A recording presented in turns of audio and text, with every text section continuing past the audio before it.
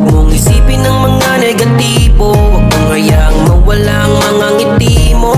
Chika lang palagi at maging positibo, basta gawin mo lang yung mga bagay na di mo ikakapangamak. Laging magpasalamat, gawin mo yung dapat kung anong nararapat. Lagi mong itatatak sa isip mo, gawin mo lang ng gawin mga hilig mo. Gawin mo lang ng gawin mga hilig mo.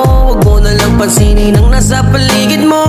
Walisin ang mga negatibo, buksan ang mga ngiti mo. Palayain sa isipan ang mga tangan na hindi mo malis sa sarili mo. Ba't lagi kang nakakulong? Di naman yan sagot sa lahat ng iyong tanong. Lahat tayo ay may pag-asa na matamasa, na makamit yung magandang buhay at magandang umaga. Di lang naman ikaw ang may bitbit na mga suliranin. Isipin mo na lamang laging may Diyos ka at panalangin. Gawin mo na lamang kung ano ang dapat. Huwag mong isipin ng mga negatibo, huwag mong hayaang mawala ang mga ngiti mo.